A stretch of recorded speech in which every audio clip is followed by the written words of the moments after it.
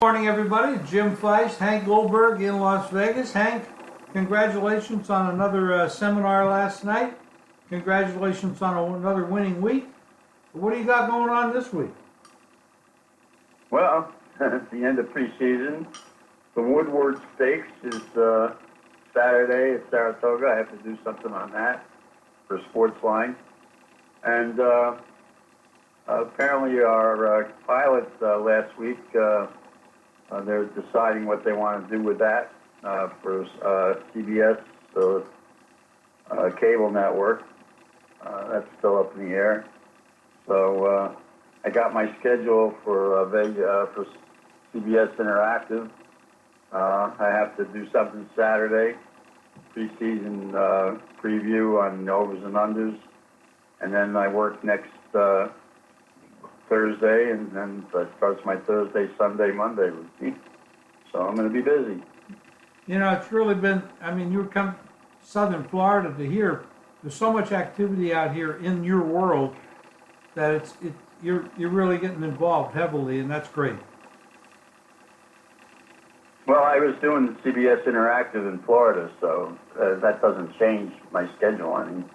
But the other stuff is all new, so hopefully there'll be a little more. And that's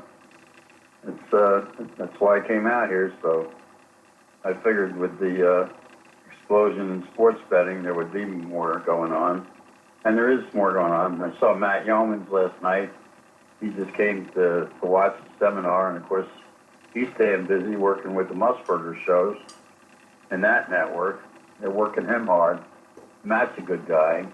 And the sports editor of the Review Journal was there, and he interviewed me afterwards. We went over some college games this weekend. I like a few college games this weekend, actually. I liked three in particular. There's three big games this weekend in college, and I think we can dwell on that for the moment. There's the Notre Dame Michigan game. Notre Dame named their quarterback. I think Michigan has a big edge in that department. And then there's the Auburn-Washington game. That's a very important game, which could have long-term ramifications for postseason, because those are two. Well, Auburn is in a tough conference, but they're always a contender, and Washington is probably the favorite out west. And then, although I don't know what UCLA has, they have a new coach who's a high-profile guy. And then the third game is Miami, which nobody's talking much about the Miami LSU game, but that's a big game for Miami, who, if they win that game, becomes an instant co-favorite in the ACC, and they won't have another important game until they face Florida State. And so this is kind of a must-win for Miami. Those three games are pretty big for this time of year. They are big and sets the table, but you know, if you're going to lose a game, it would be advantageous to lose it early and then knock off 7-8 games in a row, and everybody kind of forgets about it. So, but nobody wants to lose. Washington, a long trip for Washington, the big home field advantage, even though they're not in their own park for Auburn. Big 3,000 miles from home for Washington. That's an advantage to them. You know there'll be more. You know, Jim, the Miami game is important because Miami right now is rated about near the bottom of the top 10 or so. If they beat LSU, that puts them in a position where if they keep winning, they're going to be a top 10 team. And if they win the ACC and stay undefeated, they're in the mix for the championship tournament. And that's why this game is so critical. If they have a loss against LSU, they're not in the mix for the championship. And that's the difference. Huge game. Yeah, it is. Sets the table for sure. Last preseason games, all on Thursday, of course. Most of the time, coaches don't try to win these games. There are a few exceptions, and they're the exceptions that we look for betting purposes. For example, the Saints typically don't really care about this game, but which would make them a bet against team. But they're playing against a team that doesn't care either. So it makes it, picking a side, the two teams that really don't care, is very difficult. So that's the kind of things that you really have to work on in preseason that you don't have to do any other time of the year. Well, the Rams did not play any of their regulars at all in preseason. None. Atlanta is kind of in the same situation. So you have to pretty much ignore their results. And, Carolina didn't play any of their guys last week. Preseason results, Baltimore went undefeated, but they didn't play Flacco last week. I talked with a guy last week who is from the Washington area, who's a big fan of Flacco's, who thinks that Flacco he wouldn't admit that Flacco has not played well the last 3 years. I think Flacco didn't earn his money the last 3 years. If you look at their schedule, they go on the road early in the season, and that'll be the true test of where Flacco is. But I think he got something stuck to him, and that is that Baltimore this is Ozzie Newsom's last year as general manager, and he drafted a quarterback, Jackson. And so Flacco has been very inspired. He came to the OTAs, and he's been throwing the ball better than he has in years, and he's really been on the money, and he's inspired by the fact that they gave him somebody who could, take his job in the next year or so. And so all of a sudden, Flacco is playing up to the level that he played at when Baltimore won a championship. And I think you look at Baltimore's preseason record, which is always good, and maybe you take that a little more seriously this year. But and you look at the Giants and their preseason record, and you look at the coaching change, which is significant because they had a real dope for coach last year. And, Schumer is not a dope. He's come in there. He coached the Minnesota offense last year. And he's going to make a difference in that team. And, Eli is now sparked. He threw for 188 yards last week. And the Giants have upgraded their offensive line. And I think if you look at the Giants preseason, I think that's significant. But with those exceptions, I think you have to throw it out. And now, not to be too long-winded, but Jerry Jones has stepped up and said that he'd like to see the preseason reduced to 2 games and extend the regular season by 2 games, and that would be good for the fans. But they're so concerned about injuries, and extending the season by 2 games, I don't know that you can measure injuries, whether it's preseason or practices or not. Guys are going to get hurt. And I don't think that the injury factor comes to play so much. And I think extending it by 2 games is going to open up a big can of worms in terms of minimum salaries and unions. And I don't think they really want to go there. Well, you said a mouthful there, 100%. The union steps in. They're not going to want to extend 2 games without a lot more pay. Not that these guys are underpaid or anything, but, they're going to work 2 more games. Oh, obviously, they don't have to work 2 preseason games then, but there'll be a lot of haggling back and forth on that issue. Personally, I'd rather see 2 more regular season games, but in order to do that, you're probably going to have to extend the rosters. You're going to have more players on your active roster to sustain that because, like you said, injuries are going to happen. The game is a violent game. Well, you know what? The extra games will pay for the extended rosters because they'll raise the ticket prices. That's true. Very true. Yeah, there's a lot of things. Anything going on in baseball that you're got your eye on? And yeah, there's one more point just before we leave football, and that is the Rams. I think you're going to be playing only 6. Maybe you talked about this the other day. They lose a home game because they have to play a game in Mexico this year, and they also have one of their home games will be against the team they're going to share Los Angeles with, the Chargers. So they don't have they only have 6 true home games this year. That's just something to consider. Another thing I heard somebody say, why don't we get a Los Angeles and Los Angeles Super Bowl? Rams against the Chargers. That would be interesting. Yeah. That could happen. The Chargers, it's funny, everybody on the panel last year looks at the Chargers and says, yeah, but.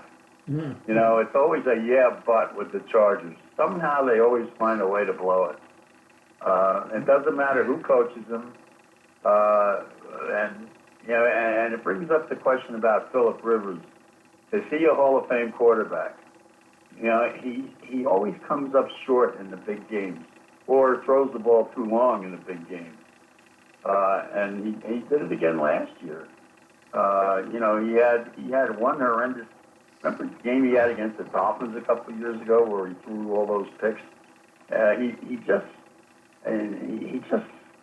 gets them so far. And, if they had a section in the Hall of Fame for the guys who almost did it, he'd be in that classification. That would be the heartbreaker classification. Just get you far enough to break your heart. Hard to say. I mean, back in the day when they had LT and everything, I mean, they've had some great teams over the years, but they never performed. I remember everybody thought they were the best team in football back in the Marty Schottenheimer days, and then they made those stupid decisions about getting rid of Marty and bringing in Norv, and that was one of the dumber decisions I ever saw. But you're right. One of the guys on the panel said, well, they'd have made the Super Bowl if it wasn't for some bad kicking situations. Well, it goes beyond that. If you really pay attention, Rivers made some very bad decisions in critical situations in games at the end of the season. It's a combination of those things. 100% right.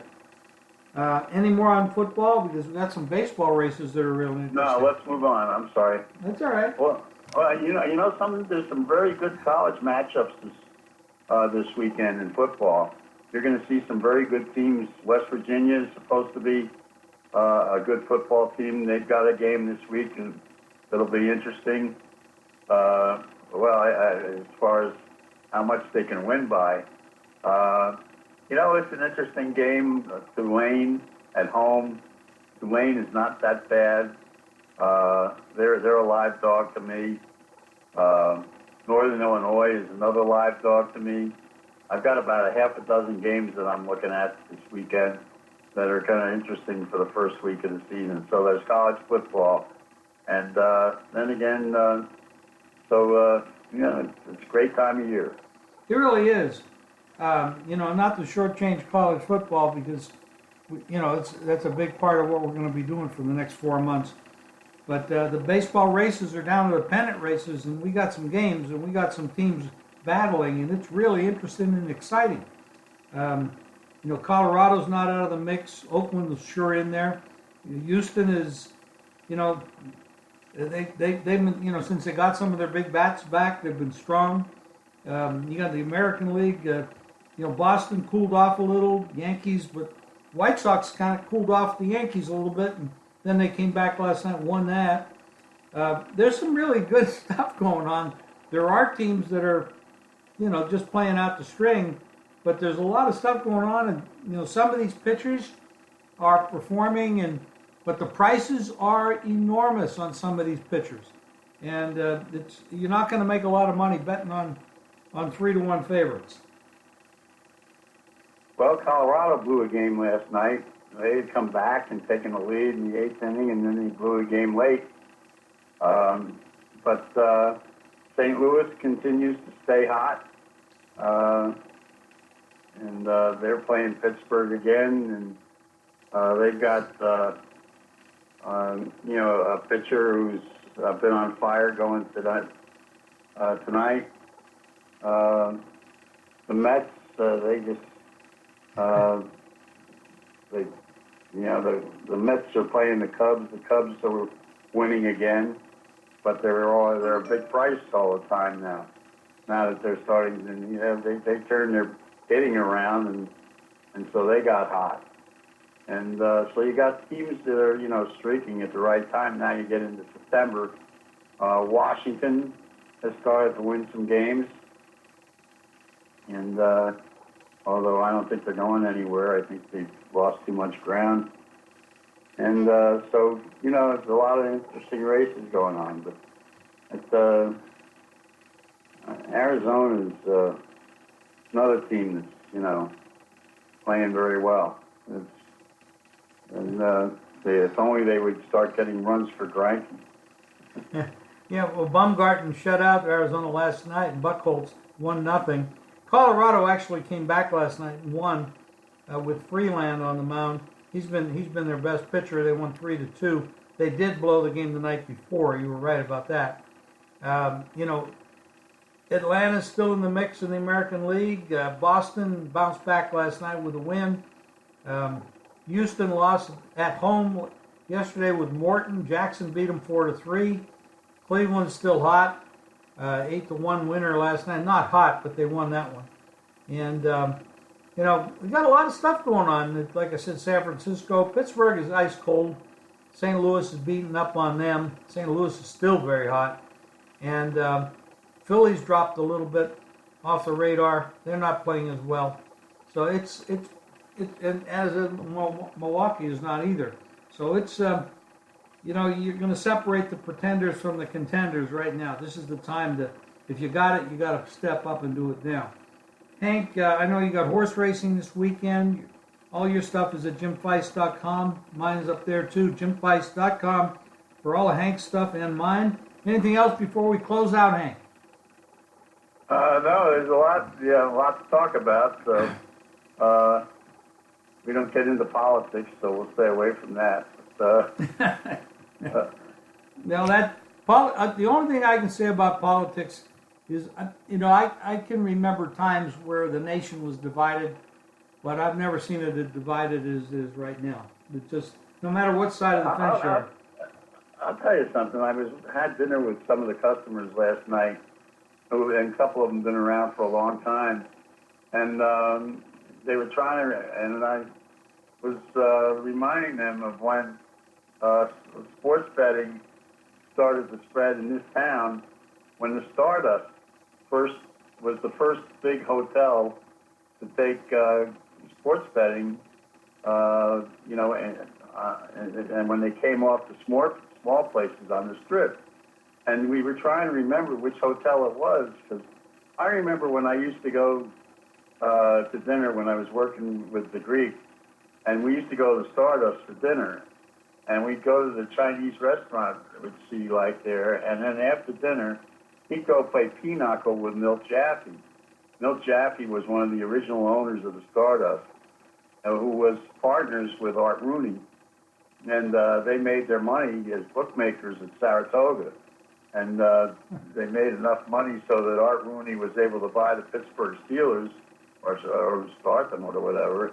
He was an original owner there, or he was one. And Mr. Jaffe bought the Stardust, and he was a wonderful old man at that time. And so I went online and looked up the history of sports betting in Las Vegas. And there was Jimmy, prominent, because he owned a small betting operation on that was not part of the hotels, and it listed Jimmy and a couple other people. And then what happened with Jimmy was his license got suspended because he had given some information to some people in Wyoming or Montana about a game which was against the law. You couldn't give interstate information. And so his license was suspended, and that's when he became a public figure. And then it tracked the growth of the betting industry in town when Stardust put up the first big sports book. And I was around when that happened. And that was quite a time. Stardust was a huge operation in those days. I remember. And, I remember when Lee Pete. Quite a time. Lee Pete and I used to do the radio show from the Stardust right there in the sports book every Friday. It was a big time operation. Lefty Rosenthal was the bookmaker there, and the Stardust was the hotel that the movie Casino was based on. That's right. Yeah, I knew Lefty and some interesting things back in those days because I came here in 1970 and there was a lot of things happening back then. There's a lot of stories in this town, say the least. But you should go online and read about it. It's fun to recall those times. I will. Hank, thank you very much for your time today. Everybody out there, thank you for tuning in and listening. Don't forget, go to jimfeist.com for Hank's plays and mine. And have a good day. We'll talk to you again on Friday. Thank you, Hank.